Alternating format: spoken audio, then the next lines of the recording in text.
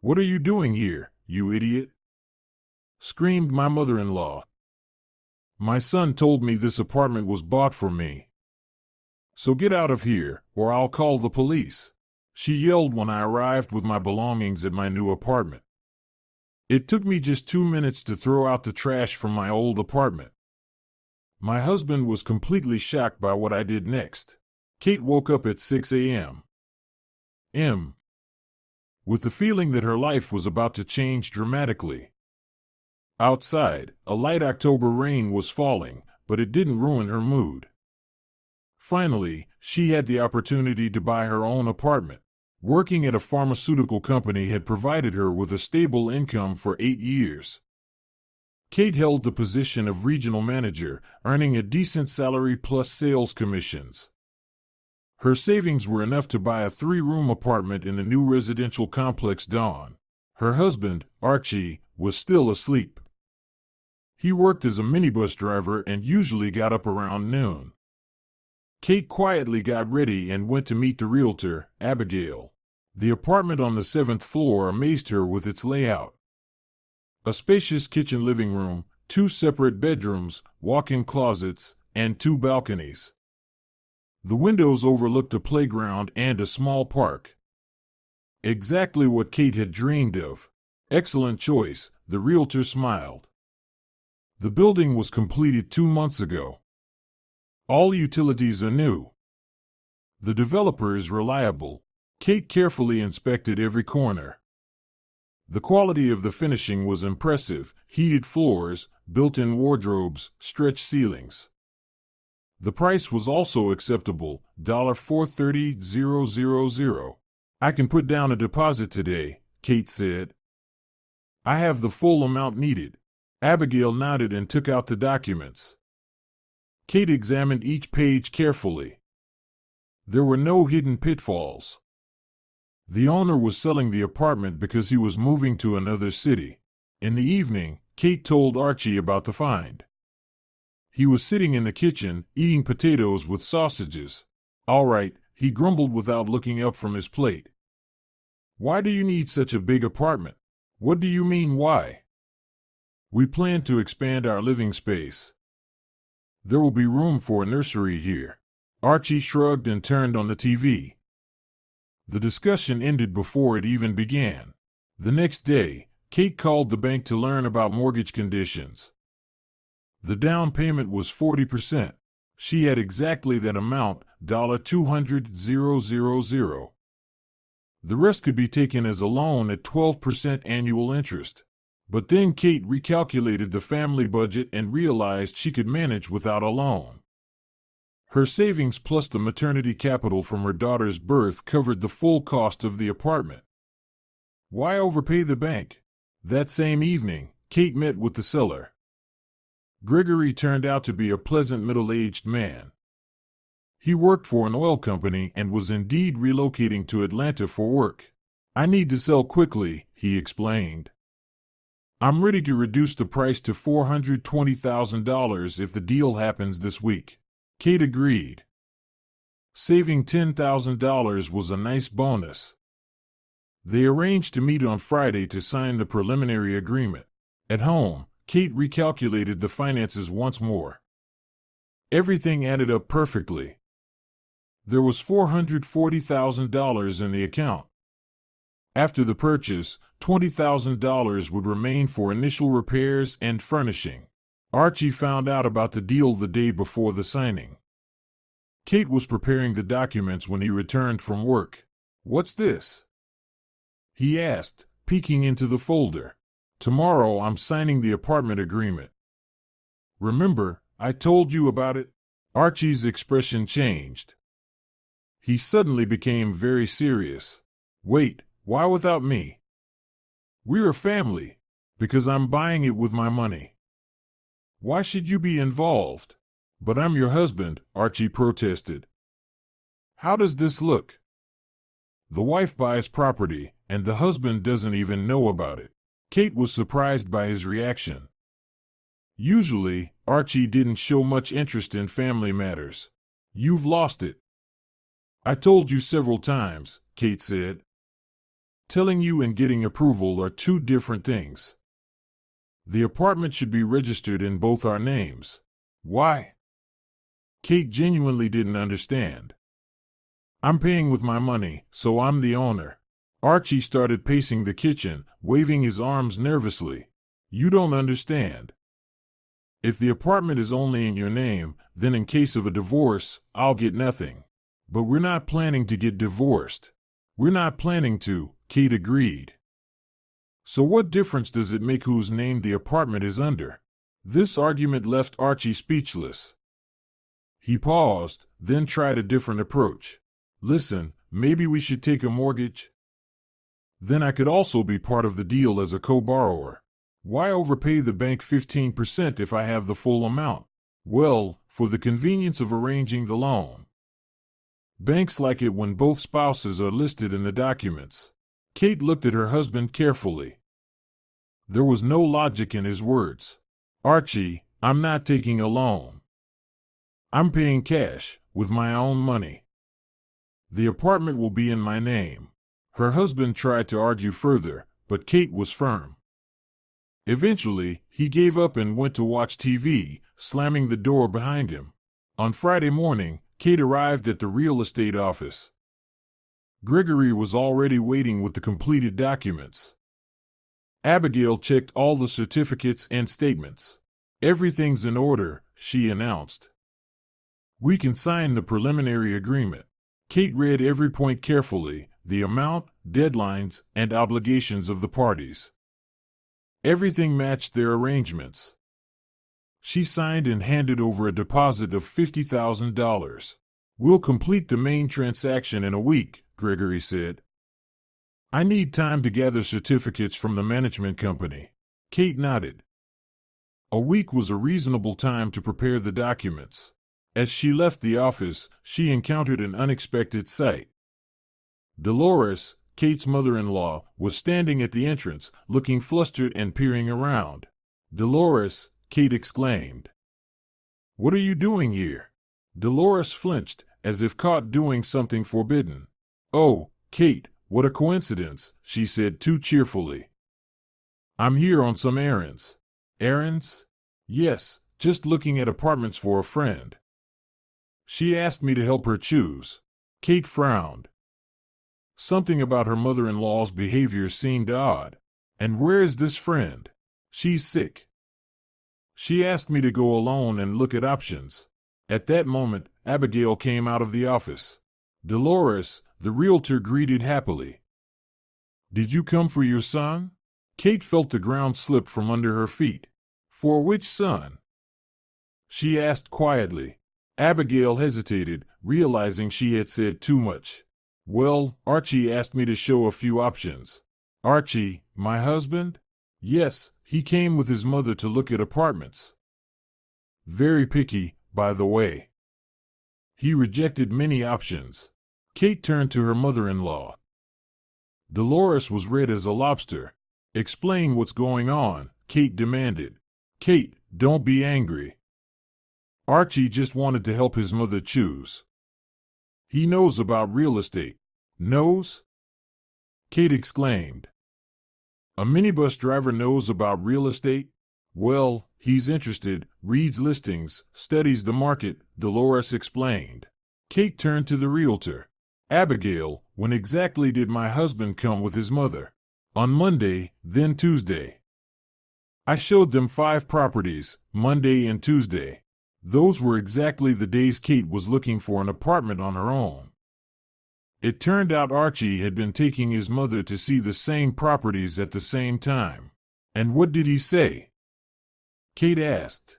That he was looking for a suitable option for his mother. Budget up to $500,000. Kate's head spun. $500,000, that was exactly how much she had saved. And this apartment, the one I'm buying, did he see it too? She asked coldly. Abigail hesitated. Yes, he came on Wednesday. He said the option was interesting, but they needed to think it over. Everything fell into place. Archie not only knew about her plans, he had been secretly looking for the same apartment for his mother. Dolores, Kate said coldly, "Are you planning to buy an apartment?" "Me? No, of course not. I don't have that kind of money." "Then why was Archie showing you options?" Kate asked. Her mother-in-law hesitated, clearly trying to come up with an explanation. "He was just curious. Men like to study the real estate market, you know." Kate realized she wouldn't get the truth from her. After saying goodbye to the realtor, she headed to her car. Her mother-in-law ran after her. "Kate, don't make a mountain out of a molehill." Archie meant well. Well for whom? Kate turned around. For everyone, for the family. Kate got in the car and drove off without answering. On the way home, her mind was racing. Why did Archie feel the need for secrecy to take his mother to see apartments, and why had he insisted on joint ownership? At home, her husband was not there. Kate went through the apartment, trying to find any documents or notes. In the desk, she found a notebook with addresses and phone numbers of realtors. Archie really had been studying the real estate market, but not for himself. That evening, her husband returned at his usual time. Kate met him in the kitchen. "How's it going?" he asked casually. "Fine, I signed the preliminary agreement." "Good," Archie nodded and went to the bathroom. No interest in the details, as if the apartment purchase didn't concern him at all. During dinner, Kate decided to test her suspicions. "Listen, does your mother want to improve her living situation?" Archie choked on his soup. "Why are you asking?" "Just curious." "She lives alone in a 2-room apartment. Maybe she wants something bigger." "I don't know, we haven't discussed it." A lie. Kate could feel it in every cell of her body. And if she had the money, she would buy a new apartment? Where would she get the money? Archie laughed nervously. "Her pension is small." "Well, hypothetically, if someone helped financially." Archie put down his spoon and looked at his wife carefully. "What's with the questions?" "I'm just thinking about the future. We're buying a new apartment. Maybe we should think about the parents too? My parents can take care of themselves." Kate didn't press further. But now she was certain Archie was hiding something. The next day, she decided to check her suspicions. She called the bank to see if any close relatives had applied for a loan using her as a guarantor. They hadn't. Then Kate contacted a friend who worked at the same bank. "Gwen, can you unofficially check if anyone has inquired about a loan in my name?" "Wait a minute," Gwen typed something on her keyboard. "There's one inquiry. A man called yesterday, said he was your husband. Asked about mortgage conditions for $500,000. What exactly did he want to know?" "The down payment, interest rate, list of documents." He also asked if a loan could be registered in the wife's name if the husband is the borrower. Kate felt a chill run through her. Archie had planned to take out a mortgage in her name, provide his contact info, and claim he would call back to submit the application. Kate wrote down the number. It was Archie's phone. Now the picture became clear. Her husband wanted to take a loan in her name, buy the apartment, register himself as the borrower, and apparently give it to his mother. But the plan failed because Kate decided to pay in cash. That evening, Archie came home in a bad mood. "How was work?" Kate asked. "Fine," her husband grumbled. "I didn't think about the apartment loan." Archie froze. "What loan?" "Well, you called the bank yesterday to ask about mortgage terms." Her husband's face turned red. "How do you know?" "That doesn't matter. What matters is why you did it." Archie was silent for a moment, then tried to justify himself. "I was just curious." "You never know, in case you change your mind about paying in cash." "Change my mind for what?" "For convenience. A loan gives certain benefits." "What benefits?" "Well, a tax deduction, for example." Kate smirked. A 13% tax deduction doesn't compensate for a 12% interest overpayment on a loan. "Archie, don't lie. Why do you need a mortgage in my name?" Her husband started getting angry. What is this, an interrogation? I can't just ask about loan terms? You can. But usually, people inquire about loans for themselves. They don't find out how to take out a mortgage on their wife. Archie realized he'd been caught. He was silent for a few seconds, then suddenly exploded. Yes, I wanted to take out a loan. So what? We're a family, we should make financial decisions together. For what purpose do you need a loan? For our needs. What needs exactly? Archie fell silent again. Kate understood that whatever came next would only be lies. The following week, the main transaction took place. Kate went to the office with the full amount in cash. Gregory handed over the keys and the apartment documents. Congratulations on your purchase, Abigail smiled. Excellent choice. Kate was happy. Finally, she had her own home. Now she could plan the move and renovations. In the evening, she told Archie that the deal was complete. Her husband listened silently, but Kate noticed a strange expression on his face. It wasn't joy or relief, but some kind of disappointment. When are we moving? He asked. In a month, we need to do some cosmetic repairs. I see. Archie didn't say anything else. He went to his room and didn't come out until morning. The next day, Kate went to the new apartment to measure it for furniture. She went up to the 7th floor, opened the door, and froze. There were unfamiliar shoes in the hallway.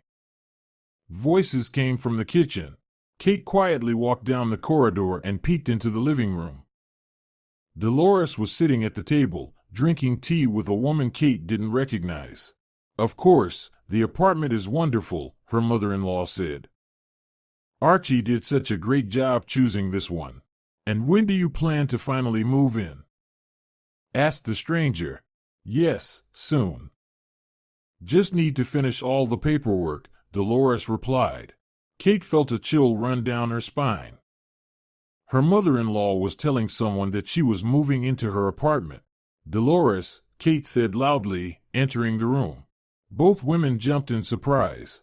Kate, her mother-in-law stammered. What are you doing here? This is my apartment. I have the right to be here. But your presence requires an explanation. I'm just showing Nancy around. She's a neighbor, interested in the layout. Kate looked at the stranger. The woman, about 60, looked embarrassed. Nancy, which apartment are you from? Apartment 73, the neighbor answered. I see. And what exactly did Dolores tell you? That she's moving into this apartment soon? But we're going to be neighbors. Kate turned to her mother-in-law. Dolores, how do you have the keys to my apartment? Archie gave them to me, she admitted. He said I could come by occasionally to air it out. When did he give you the keys? Last night. So, immediately after Kate told him the deal was complete, Archie gave the keys to his mother, and she's already telling the neighbors about moving in. And what did you say about Archie choosing the apartment? Her mother-in-law blushed. Well, he helped with the choice. Helped whom? Kate asked. You, of course. Kate turned to Nancy. Excuse me, but I think there's been a misunderstanding. Dolores is not moving into this apartment. I will be living here with my husband. The neighbor looked at her mother-in-law in surprise. But you said. I said I would just visit the children sometimes. Dolores quickly corrected herself. Kate escorted Nancy to the door, then returned to her mother-in-law. Explain what's going on. Nothing special. I was just looking around the apartment. And we were telling the neighbor about the move. I didn't say anything like that. I heard it with my own ears, Kate retorted. Dolores realized arguing was useless. Kate, sighed, she began. Archie just said you didn't mind if I stayed here occasionally. Stay for what? Well, when you go somewhere, so the apartment isn't empty. Kate didn't believe a word. Dolores, give me the keys. What keys? The ones Archie gave you. Her mother-in-law reluctantly pulled the keyring out of her purse. I don't care, Kate said. "This is my apartment, and I decide who gets the keys." Kate took the keys and escorted her mother-in-law to the door. That evening at home, a scandal awaited her. Archie had learned what happened from his mother and was furious. "How could you kick my mother out?" "I didn't kick anyone out, I just took the keys to my apartment." "Why didn't you tell me you gave her the keys without my permission?" "Because this is my apartment, and the permission should have been asked from me, not you." Archie's face turned red with anger. "We're a family. My mother has the right. Your mother has no rights to my apartment." "Yours?" Archie repeated. "And who am I?" Kate asked coldly. "Your husband. But that doesn't give you the right to control my property." Archie paced the kitchen, waving his arms. "This isn't right. A family should be united. Then why did you secretly take your mother to see apartments? Why did you call the bank to ask about a loan in my name? Why did you give her the keys without my consent?" Each question cornered Archie. He knew he had been caught lying. "I meant well," he finally muttered. "Well for whom?" "For everyone. Be specific." Archie was silent for a moment, then unexpectedly told the truth. "Mom dreams of a new apartment.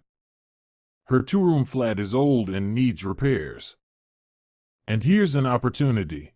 "What opportunity?" "Well, you're buying a bigger apartment. We could help Mom." "I'm supposed to buy an apartment for your mother with my money?" Kate exclaimed. "Not for her, for all of us. Mom could live with us." Kate was stunned by such audacity. "Archie, I bought this apartment for our family, for the two of us and our future children. What does your mother have to do with it? She's family. She's your family. I have my own parents. Your parents live in the village and have no plans to move to the city. Thank God, I don't want to live with parents. Neither yours nor mine." Archie realized he couldn't persuade his wife but didn't want to give up. "Then let's sell this apartment and buy two smaller ones. One for us, one for Mom." "With what money?" "The same $420,000 would be enough for two two-room apartments." Kate shook her head. "Archie, I'm not buying an apartment for your mother. Period. Why are you so greedy?" Her husband suddenly blurted out. Kate felt anger boiling inside her. "Greedy? I spend my money on what I consider necessary. That's called common sense, not greed. You have a lot of money, you could help the family. I am helping the family. I'm buying us a home. But isn't Mom family? Your mother is an adult woman. She can take care of herself." Archie fell silent, realizing arguing further was pointless. But 2 days later, Kate learned the story continued. Her friend Kira called her. "Listen, is it true that you bought an apartment for Archie and his mother?" "What?" Kate was shocked. "Who told you that?" "I met Dolores near the bank. She cheerfully announced that she's moving soon into a new apartment, which the children supposedly gave her for her 60th birthday." Kate felt dizzy. Her mother-in-law continued spreading false information. "Kira, no one gave anyone anything. I bought the apartment for myself." "Strange," her friend said. Dolores spoke so confidently, she even gave the address. After the call, Kate realized she had to go to the new apartment immediately and check what was happening. Her premonitions were dreadful. Arriving at the Rasford residential complex, she immediately noticed something strange. There was a furniture truck near the entrance, and two movers were carrying out an old sofa. Kate went up to the 7th floor and froze. The door to her apartment was wide open.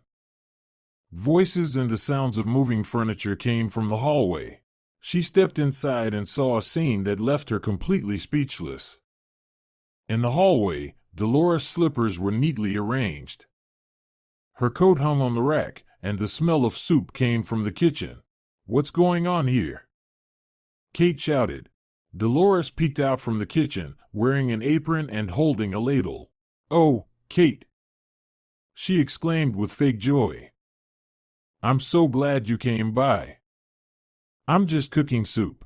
Dolores, explain what you're doing in my apartment. In your apartment, dear, in your apartment, her mother-in-law corrected. Archie explained. This apartment was bought for me. Kate felt a chill run down her spine. Repeat that. Archie said you decided to give me a gift for my anniversary. Buy me a new apartment. I'm so touched by your care, said Dolores. This is a misunderstanding. I bought the apartment for myself and my husband, Kate said coldly. Her mother-in-law's face changed instantly. A warm smile was replaced by a cold stare. I don't understand what you're talking about. Archie explained it clearly. It's my gift. Archie was mistaken or lying. The apartment belongs to me, it's in my name, and I bought it with my own money. What are you making up now? Dolores exclaimed. What money of yours? Archie said he was saving specifically for his mother. Kate understood her mother-in-law. She genuinely believed what she was saying. Archie had lied so convincingly that his mother believed every word. Dolores, show me the apartment documents. What documents? The purchase agreement, the certificate of ownership. If the apartment is yours, you should have the documents. Her mother-in-law hesitated. Archie said that the paperwork would take time.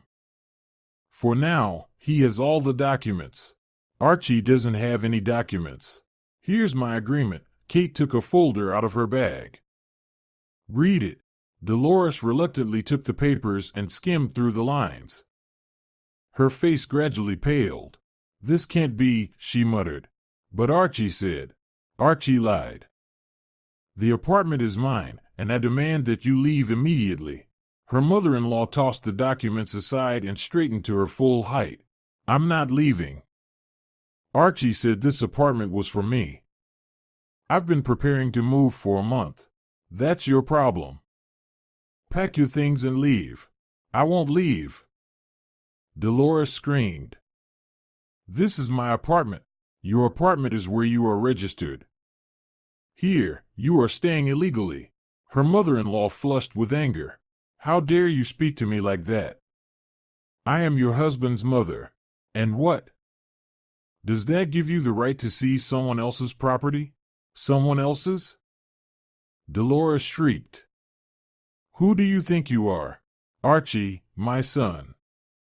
Everything he owns also belongs to me. Archie has nothing. This apartment belongs to me personally. Lies. Archie could not have deceived his own mother like that. Kate took out her phone. I'll call Archie now. He can explain the situation himself. Don't you dare. Her mother-in-law screeched, snatching the phone from Kate's hands. You won't turn my son against his mother. Give me the phone. I won't. Get out of here. This is my apartment. Kate tried to grab the phone, but Dolores jumped back toward the window. What are you doing here, idiot? My son told me this apartment was bought for me. So get out, or I'll call the police. Her mother-in-law yelled. Kate was momentarily taken aback by such audacity, but she quickly composed herself. Fine. Call the police. Let's also find out who is here illegally. Kate took out her spare phone and dialed the local officer. Hello, Austin, this is Kate Cooper. There's a trespasser in my apartment. Please come and deal with it. Dolores turned pale. What have you done? She hissed. What I should have done a long time ago. It took me just 2 minutes to remove the trash from my apartment. Half an hour later, Officer Austin arrived. Kate showed him the apartment documents. Everything's clear, he nodded. Ma'am, you are staying in someone else's property illegally. Pack your things. But your son said, Dolores began to justify herself. I don't care what anyone said. The documents don't lie. At that moment, a breathless Archie burst into the apartment. What's going on here? He asked, looking at everyone gathered. Your wife is throwing me out of my own apartment, complained his mother. Archie looked at Kate, then at the police officer. Austin, this is a misunderstanding. My mother is only. No misunderstandings, the officer interrupted. The apartment belongs to your wife. The documents are in order. Your mother must vacate the premises. But I explained to my mom. Explain what exactly? Kate asked coldly. Archie hesitated, realizing he had been caught. I thought we could come to an agreement. An agreement about what? Well, Mom could stay here until her birthday, and then we'd see. You seriously thought I'd agree to that? Why not? The apartment is big. Kate realized her husband genuinely thought he had the right to decide what happened with her property. Archie, you have no rights to this apartment, so you can't make decisions about it. But we're family. Being family doesn't mean shared ownership. The officer glanced at his watch impatiently. Ma'am, pack your things. I have other calls. Dolores understood that arguing was useless and began packing her belongings with tears in her eyes. How could you, Archie? She read. You promised. Mom, hang on. We'll figure something out. Figure out what? I've already told everyone about the new apartment. Just say the plans changed. What a shame. Sobbed the mother-in-law. Kate watched the scene silently. She felt no pity for her mother-in-law. The woman was responsible for what had happened. Once Dolores had packed her things, the officer escorted her to the door. And don't come back here without the owner's permission, he warned. Only Kate and Archie remained. The husband sat on a stool looking miserable. Why did you call the police? He asked. And why did you bring your mother here without my consent? Kate replied. I thought you'd understand what I needed to understand. Mom has nowhere else to go. Her birthday is coming up. I wanted to do something nice. On me. We're family. Enough about family. Kate exploded. If we're family, why do you make decisions behind my back? Archie lowered his head. I wanted to make a surprise. What kind of surprise? Giving my apartment to your mother? Not giving it. Just letting her stay. And then what? She wouldn't leave. Why wouldn't she leave? Because it's convenient. A new apartment.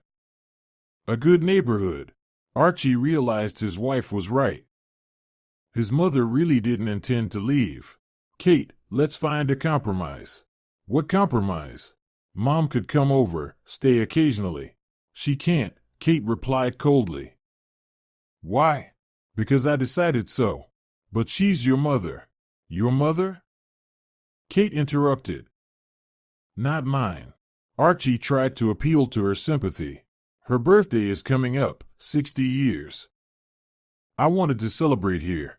Rent a cafe. With what money? Your own. I don't have that kind of money. Then celebrate at home. There's less space. Invite fewer guests. Archie realized he couldn't change his wife's mind, but he made one more attempt. Kate, Mom has already told everyone about the new apartment. Now she's embarrassed. At least she should be glad I'm not suing her for taking matters into her own hands. Taking matters into her own hands? For illegal entry into a residence. That's a criminal offense. Archie went pale. You're not going to press charges, are you? Not for now. But if your mother comes here again, I'll go straight to the prosecutor's office. Okay, I'll explain to her. And explain at the same time that she won't get any money from me. What money? For a loan, for renovations, for anything. I'm not supporting your family. Archie wanted to object, but Kate stopped him. The conversation is over. Go to your mother and calm her down. And you?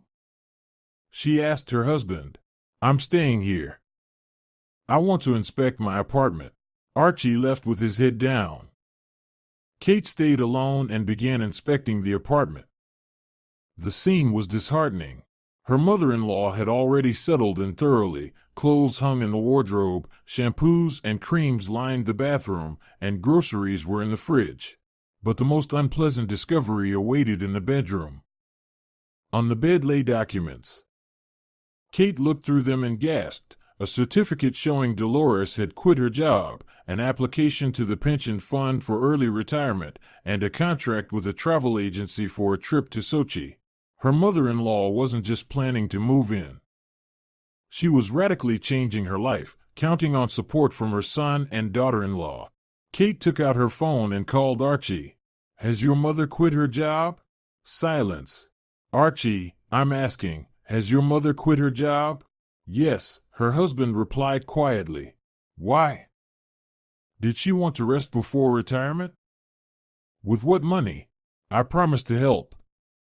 "With your salary of $3,000. "Well, I thought you'd contribute too." "I'm not going to support your mother." "But she already quit. Let her find a new job." "Who will hire her at 60? "Not my problem," Kate said coldly and hung up. She continued inspecting the apartment. In the hallway, she found another surprise, a contract with the management company. Apparently, Archie had submitted an application to move his mother in as a family member of the owner and indicated that his wife had agreed. Kate photographed the document and called the management company. "Good afternoon, this is Kate Cooper, the owner of an apartment in the Rasvet residential complex. Who gave permission for Dolores to move in?" "Your husband submitted the application," the dispatcher replied. "He said you agreed." "I didn't authorize anyone." "I'm revoking the application." "Understood. We'll update the records. And one more thing, if anyone tries to get duplicate keys to my apartment, call me personally." "All right, we'll make a note of that." Kate hung up in thought. Archie turned out to be far craftier than she had imagined. He planned everything in advance, prepared documents, coordinated with the management company. But the scariest part was that he genuinely believed he had the right to manage her property. The doorbell rang. Kate approached the intercom. "Who's there?" "Locksmith service." "The locks need to be changed." "I didn't call a locksmith." Archie Cooper submitted the request. He said new locks needed to be installed. Kate realized her husband was trying again to gain access to the apartment through the locksmiths. "I'm canceling the request. I'm the owner. I make the decisions myself." The locksmith left, but an hour later returned with Archie. "Kate, open up." Her husband knocked on the door. "We need to talk." "Speak from there." "Through the door?" "That's inconvenient." "Convenient for me." "Kate, I'm your husband. I have the right to enter the apartment." "What right?" "The apartment is mine. I make the decisions." "But we're family." "Family doesn't mean automatic access to someone else's property." Archie knocked for another half hour, then gave up. The locksmith left empty-handed. In the evening, Kate returned to the old apartment. Archie wasn't home, but a note lay on the table. "Went to Mom's. Don't know when I'll be back." Kate crumpled the note and threw it in the trash. Her husband was in complete shock at her actions, but this was only the beginning. Archie didn't appear at home for a week. Kate enjoyed the silence and peace. No one demanded explanations, no one caused scenes, no one interfered in her affairs. She busily organized her new apartment, ordered furniture, hired a designer for renovations, chose curtains and lighting. Life was falling into place exactly as she wanted, but the peace ended when a courier came to her office with a court summons. Archie had filed a lawsuit for the division of property acquired during the marriage. He demanded that the apartment be recognized as jointly owned and that he be given half. Kate read the document twice. The lawsuit claimed that both parties contributed funds to the apartment purchase. Allegedly, Archie had contributed $200,000 from his personal savings, with a monthly income of $3,000. Kate examined the attached documents. A bank certificate confirmed that Archie had withdrawn $200,000 the day before the apartment purchase. A receipt from Kate acknowledging the receipt of this money was written in her handwriting. Kate studied the document carefully, The handwriting looked very much like hers. Someone had meticulously forged the signature. She photographed all the documents and sent them to a graphologist acquaintance for examination. The answer came 2 days later. The signature was not hers. High-quality imitation, but with characteristic differences. It meant Archie had been preparing for the court case in advance, forging documents, opening accounts, transferring money. Kate hired attorney Gwen Rogers, a woman with 30 years of experience and a solid reputation. The case is simple, the lawyer concluded after reviewing the materials. You have all the documents proving the apartment was purchased with your own funds, income statements, bank statements, and the sales contract. Your husband only has forgeries. But what if the court believes his documents? It won't. We'll request your husband's complete banking history for the last 5 years. It will be clear where the $200,000 came from. Gwen was right. When the bank provided Archie's account statements, an interesting picture emerged. The $200,000 indeed arrived in his account the day before the apartment purchase, but that same day was transferred back to the sender. The sender was a certain Chloe Miller. Who is that? Kate asked the lawyer. We'll find out. Gwen made several calls. Interesting. Chloe Miller, 32, works as an accountant in a large company. Why would she transfer money to my husband? Kate wondered. Let's figure this out. A week later, the picture became clear. The private detective hired by Gwen brought photographs. In the pictures, Archie was hugging an unfamiliar woman near a playground. 2 small children, a boy and a girl, about 4 or 5 years old, were running nearby. Meet Chloe Miller, the detective said. Your husband's common-law wife. They've been living together for 3 years. The children are his. With Kate? Kate gasped. They had kids? How is that possible? Archie is home every evening. Not every evening, the detective corrected. On weekends he's with her. He says he works extra as a taxi driver. Kate remembered. Indeed, on Saturdays and Sundays, Archie often went away for the whole day, explaining he was doing private rides. And the twins were born 2 years ago. Archie had acknowledged paternity, and they were officially receiving child support. Child support? Kate was astonished.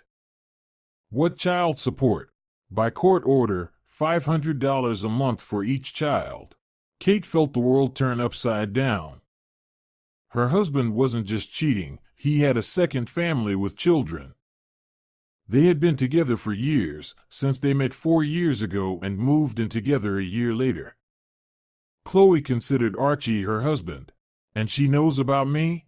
She does. Archie told her he was married to a wealthy woman for convenience. Supposedly, a fictitious marriage for the apartment and financial stability. Kate went home and collapsed on the couch. Everything fell into place. Archie never intended to give the apartment to his mother. He planned to get rid of his wife and move Chloe and the children in. And the mother-in-law was just a cover, a convenient pretext for arguments and divorce. The next day, Kate went to Chloe. She got the address through the detective and went to the Lenensky district. Chloe lived in a Khrushchevka on the 3rd floor. Kate went up and knocked on the door. A pretty blonde holding a child opened it. "You're here for me?" she asked, surprised. "I'm Kate, Archie Cooper's wife." Chloe's expression changed. She set the child down and invited Kate inside. "Come in." I was expecting this conversation. They sat at the kitchen table. A boy peeked out from the other room. "The children look like their father," Kate remarked. "Very much so," Chloe confirmed.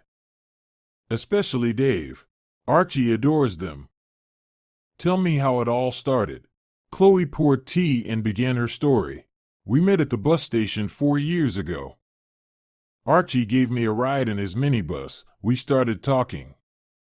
He immediately said he was married fictitiously for an apartment and registration, that his wife was much older and wealthier. A marriage of convenience. I'm only 2 years older, Kate objected. He said 10, Chloe began.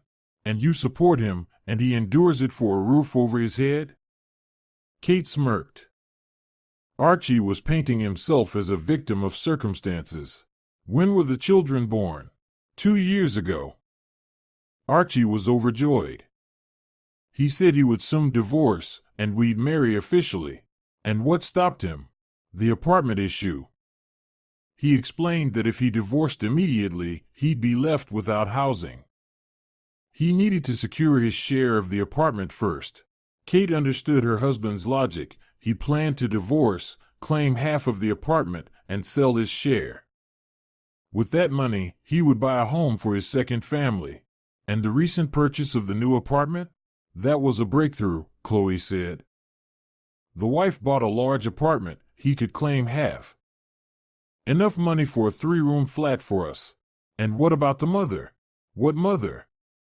Chloe was surprised. Dolores. The mother-in-law. And her? Archie said his mother would help him with the divorce. She would testify against his wife. Testify about what? That you're a bad wife. Don't cook, don't clean, spend money on nonsense. Kate shook her head. Archie and his mother had conspired against her. Chloe, do you know that Archie promised the apartment to his mother? That can't be. He was going to move us in there. Oh, it can. A week ago, I kicked your mother-in-law out of the new apartment. She thought it was hers.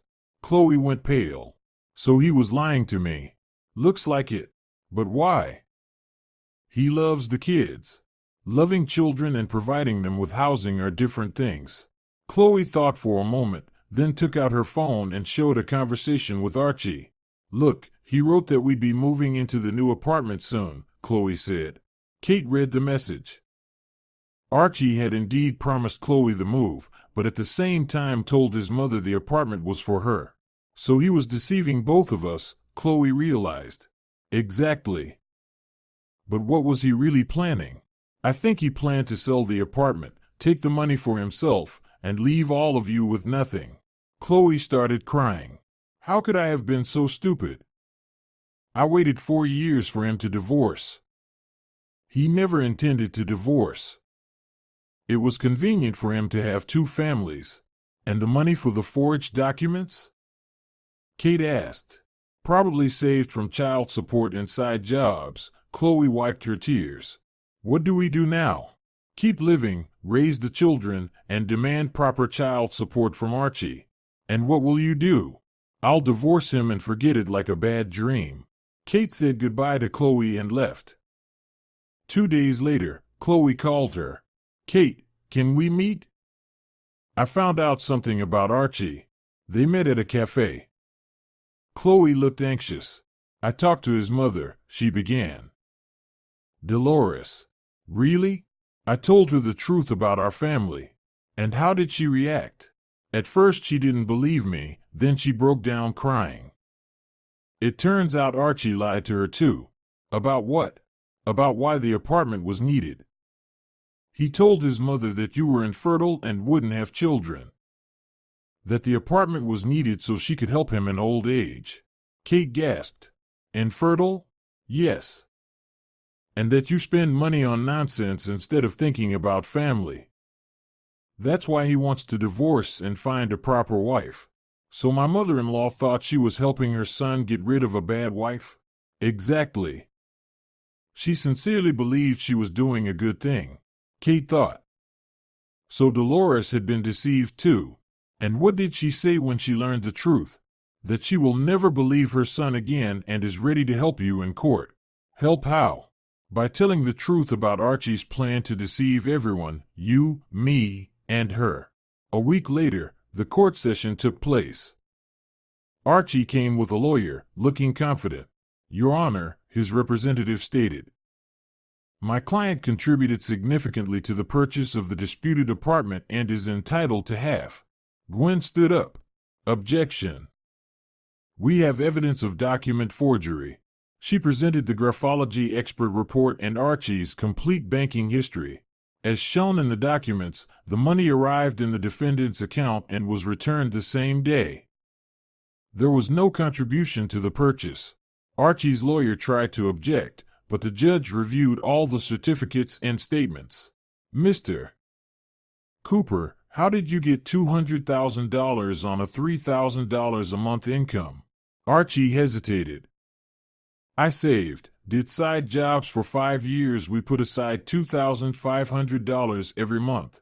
What did you live on? My wife supported me. I see. And a receipt for receiving money from your wife? Did she write it herself? At that moment, Gwen stood up. Your Honor, may we call witnesses? Chloe entered the courtroom with the children, followed by Dolores. Chloe Miller, please tell us about your relationship with the defendant, the judge requested. Chloe detailed 4 years of living together, the children, and Archie's plans. He said he would divorce his wife and move in with us into a new apartment. Archie's face turned ashen. Dolores, what did your son promise you? Gwen asked her mother-in-law. That the new apartment would be mine and that my daughter-in-law agreed to give it to me as a gift for my anniversary. And did you know about your son's second family? No, I found out just a week ago. And how did you react to this information? I realized that my son had been deceiving all of us. Me, his wife, and this girl. The judge listened to all the witnesses and left for deliberation. Archie sat, red with shame. His lawyer whispered something in his ear, but he didn't respond. Half an hour later, the judge returned. The court has established that the defendant did not contribute any funds to the purchase of the apartment. The documents regarding the transfer of money are fraudulent. The claims are entirely dismissed.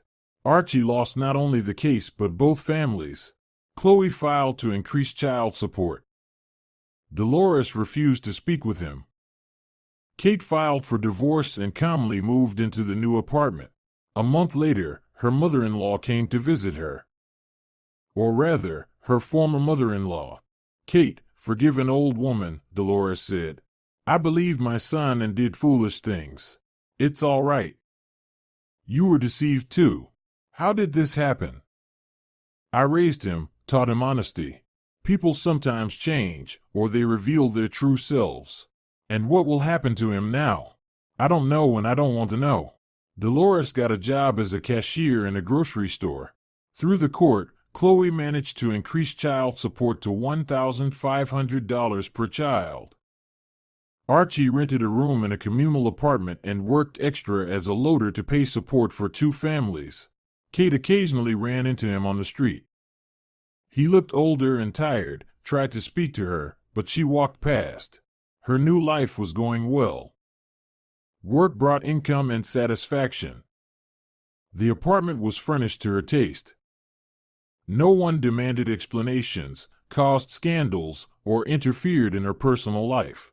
6 months after the divorce, a courier brought her a bouquet of roses at work. The note read, I'm sorry, I want to come back. Archie.